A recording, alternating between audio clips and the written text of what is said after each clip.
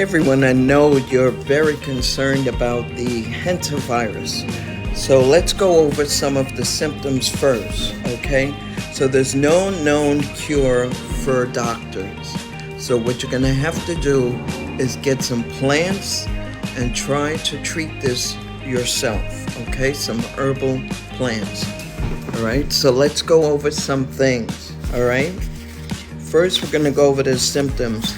If you have the chills, muscle aches, headache, fatigue, abdominal pain, and any combination of those, you want to get to the doctor. I'm just giving you tips, but the doctor is where you need to be. Although they don't have a cure, but at least they can give you a diagnosis of what is your problem.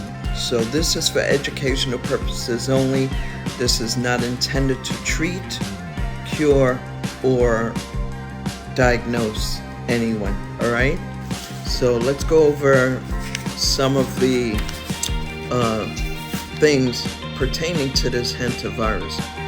One, it's only really strong in certain areas, like rural areas, places where there's sheds, places where you haven't cleaned a barn, things like that. It could be in the city because there's a lot of mice and rodents in the city. But these are places that have not been cleaned, and so therefore the feces and the saliva and the urine is starting to become toxic fumes, if you will, okay? It's starting to create a contaminated surface, all right? Let's say for an attic or in a shed, all right? So they're saying it's not person-to-person contact, but then they're contradicting themselves. So what we're gonna do is, just in case, we're gonna have a list of plants. I'm gonna put a list here, just in case you don't want to look at the video or whatever is your circumstances. I'll put a list here for the HANTA virus and the ANDES virus, which is rare. Starting off with the mouse. It's not a regular gray mouse. It's a mouse that has a white belly. It's called the deer mouse. It has a white belly and white feet. So if you see that, then it's in your area, could possibly be in your area, okay? So now we're gonna go over some of the plants. The main plant, the main herb you need is mullein leaves and L-campaign, okay? The mullein leaves is a premier plant for respiratory.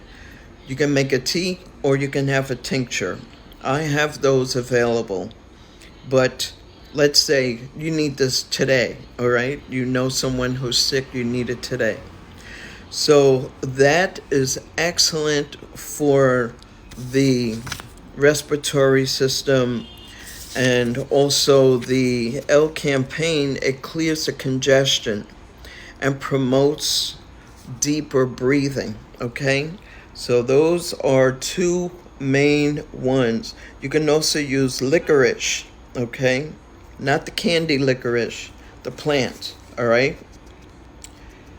What it does is it breaks up and smooths the inflammation and the mucus from your lungs, all right? Those are the main ones: L-campaign, mullein leaf, and licorice. Those are the main ones that you should be looking for just to break up all that mucus, all right? Then there's some alternate ones like thyme and peppermint. Thyme is an antimicrobial and it relaxes the respiratory muscles so you can breathe better, and you can also not feel all that tension when you're coughing, all right? Here's some other alternative ones that you may have in your cabinet. You definitely should have thyme in your pantry, in your kitchen. Oregano, you can make oregano oil or you can make a strong oregano tea. That disrupts the ability for viruses to spread. Remember, oregano is way underrated. It is a super herb, okay? Then you can also try echinacea. It's a defense. It's an immune defense, particularly against respiratory viruses. And then there's elderberry and some other things. So again, let's go over. Symptoms are chills, muscle aches, headaches, fatigue, abdominal pain. All right?